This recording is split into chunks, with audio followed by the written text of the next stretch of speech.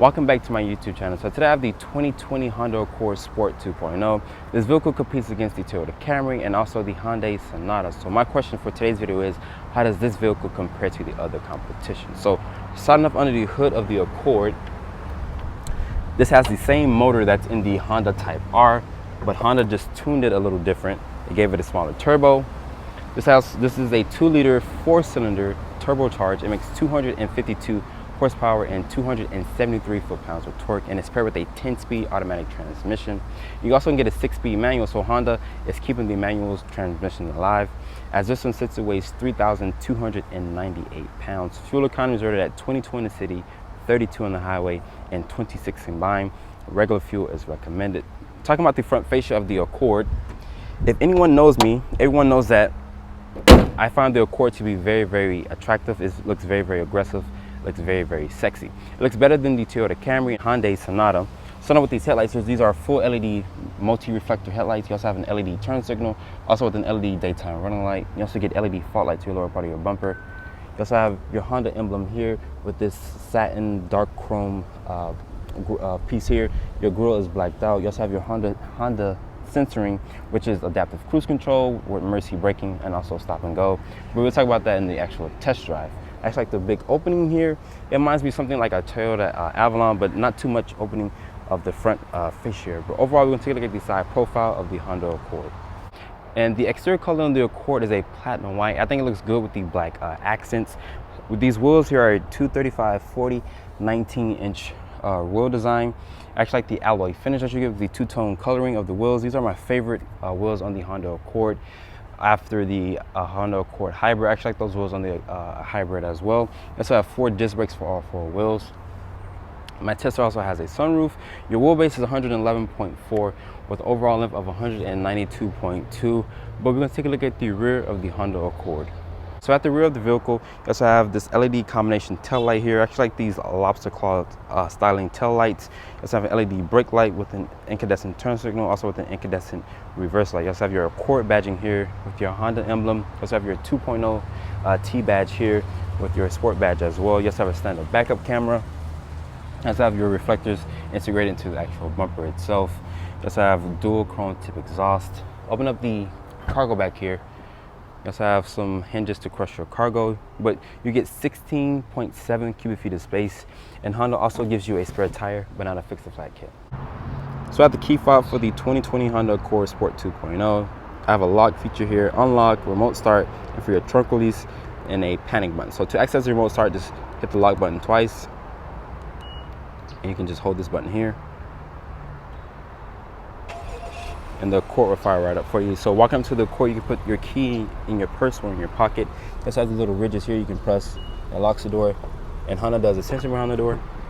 Open up this interior. Here is a black interior, but my Tesla also has a standard size sunroof, and this is a 12-way driver adjustable seating. You also get lumbar support. Here on the upper part of your dash, your window here is a soft touch ejected molded plastic. You also have a brushed aluminum door handle with your mirror control switches here. It is press up and press down for the driver and passenger.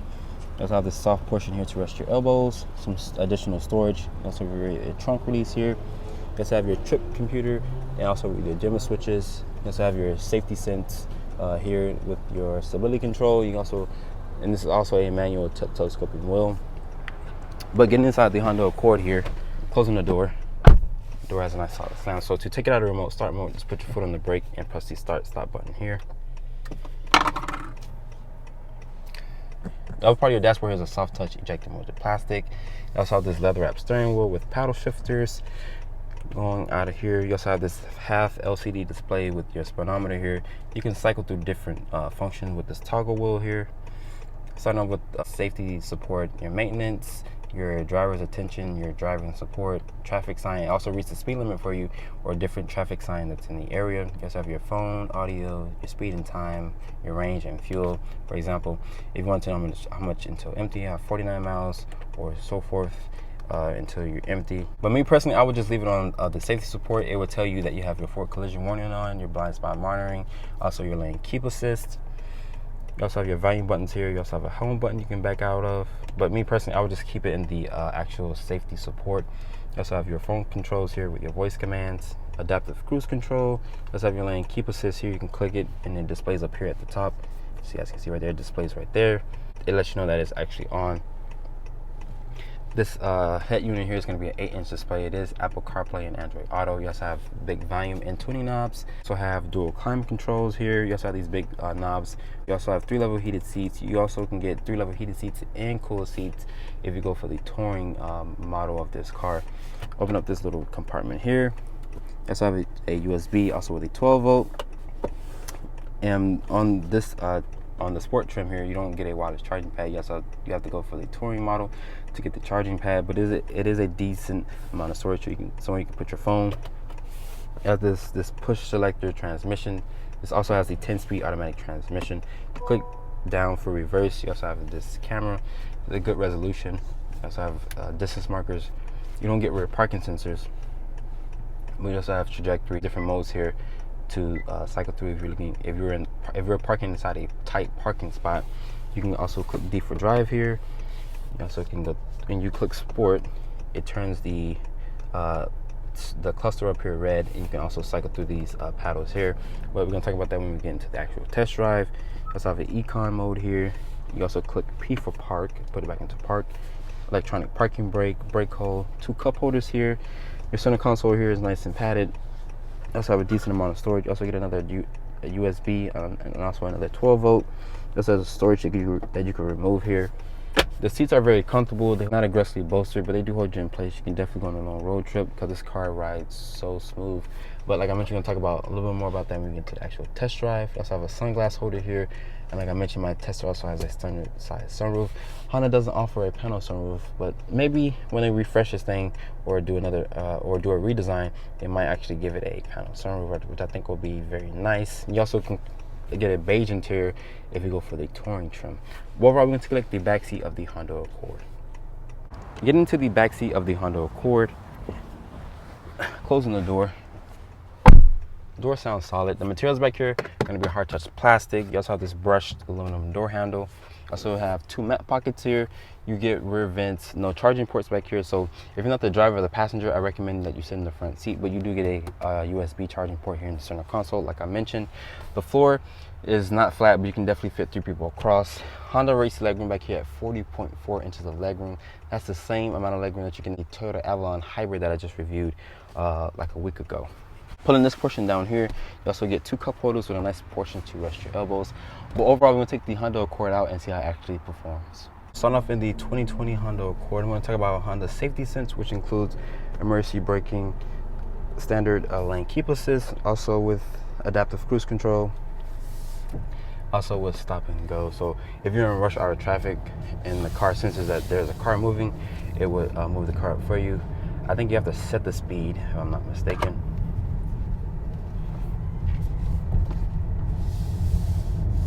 But getting onto the turnpike here, I'm going to put the Accord into sport mode. As you can see, the cluster turns red.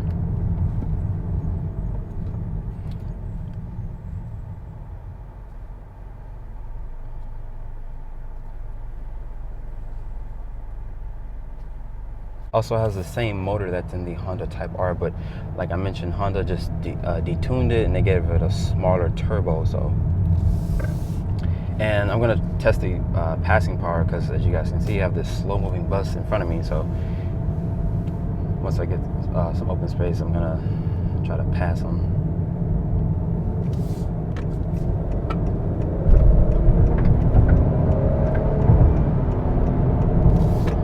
I think the 0 to 60 is probably a good 5 to 6 second range. Mind you, this is a 2-liter 4-cylinder. It also has direct injection. I'm gonna play with the paddle shifters here.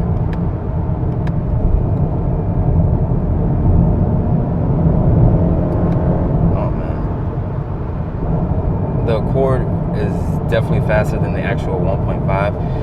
If honestly, if you wanted to get a 1.5 Sport, I wouldn't recommend getting that. I would get the 2-liter instead because it has a 10-speed transmission. It shifts faster, and 0 to 60 time will be way better than the actual 1.5. Visibility in the Accord is very good. You also have this thin A-pillar here. You also have blind spot monitoring, lane keep assist. Like I mentioned, your safety standard stuff here. But I'm going to set the actual cruise control.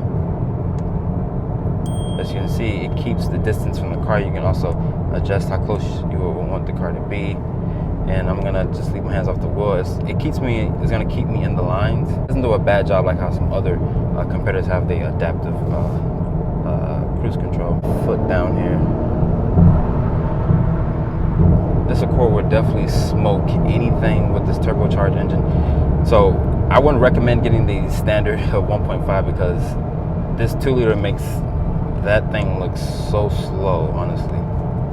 In this off ramp here, I feel very confident the Accord can definitely take on some back roads, of course. But here in Florida, we have our roads are majority flat, and they're definitely crappy. But taking this slight corner here, like the handling is pretty good. There's no body lean. The car stays very planted, and it also has the adaptive suspension, so the car is very firm. The ride quality in here is good as well. I think it's one of the best ride qualities. Like I mentioned, I actually like the Honda Accord a lot, but if you want a little bit more power, you have to get the actual Toyota Camry, which has that V6 that Honda doesn't offer anymore, which makes 301 horsepower. And the 10-speed transmission is pretty good, also with that 2.4-liter with the direct injection, which makes 252 horsepower, 273 foot-pounds of torque. I think that's a good combination right there. The ride quality in here is firm. It's not even harsh, like maybe like the other competitors, but like I mentioned, like if you want something a little faster, you have to get the Toyota Camry, which is the V6, because Honda doesn't offer a V6 anymore. They only offer the 2-liter turbo.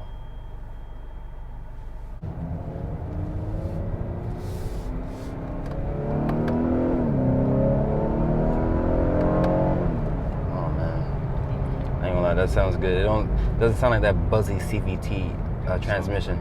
It does sound pretty good. Talking about the seating in here, the seats feel very comfortable. You can go on a long road trip. I actually didn't find it to be, well, they're not aggressively bolstered, but I wish they were aggressively bolstered just a little bit. I don't want the seats from the Type R. That's like if you're trying to take that thing on a racetrack, of course, that's what it's designed for. But this is like a family car here, so the seats, I wish they were aggressively bolstered just a little bit more, but you can't complain with the seats in here, man. They're very comfortable. You also get some red seats, if I'm not mistaken. The red seat looks better because you have the white exterior color with the black accents, and then with the red seats inside, it just completely finished off the car. The Accord is the best equipped choice in the segment. It's easy recommended for a new car buyer, which I would honestly recommend a new car buyer to get this car over the other competitors, because it comes with a lot of safety sense, which is adaptive cruise control, blind spot monitoring, lane keep assist. So like I mentioned, this thing is fully loaded for a good price. The cabin in the Accord is very quiet. Steering feel is very light, but it's not playful. So the car is very planted, like I mentioned.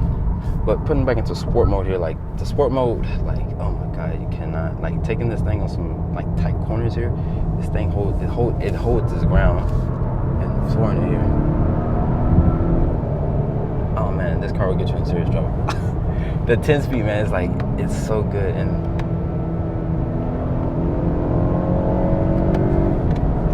like this car will get you in serious trouble. It's not the fastest in the segment, but like that 10-speed transmission makes you want to go faster, makes you want to shift through the gears a little faster with these paddle shifters here. But I'm telling you, this car is something serious. And the 10-speed, Honda did a wonderful job with the 10-speed. It's actually the same 10-speed that's in the Honda Odyssey. Like the torque just pushes you into the seat. But if you're not driving like a jerk all the time, like me, you just put this thing in eco mode and this thing will cruise down the highway.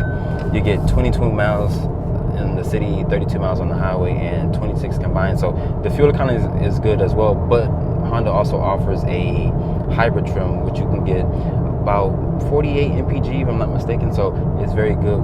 If fuel economy, then I would definitely recommend getting the actual hybrid Accord. This thing in eco mode, if you put your foot down, it's not really that fast, but if you switch it to sport and put your foot down, then you're gonna go. So this thing, it does have a lot of passing power, so I would recommend this car.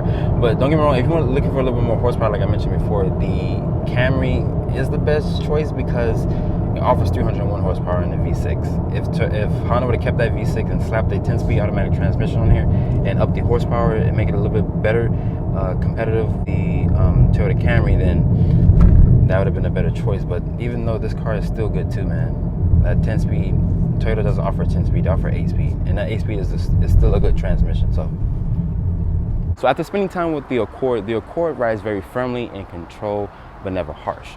How much does the Accord cost? My tester starts at $31,060. Also with a destination charge, you're looking at a grand total of $31,990. I would like to give a special thanks to the general manager, Rick, for providing with the vehicle. If you're in the market for a Honda Accord, you can come to Largo Honda and ask for the general manager, Rick. Make sure you follow me on Instagram at Driver On Reviews, and also turn on post notifications. And please keep subscribing to my YouTube channel. I'll catch you all in the next video.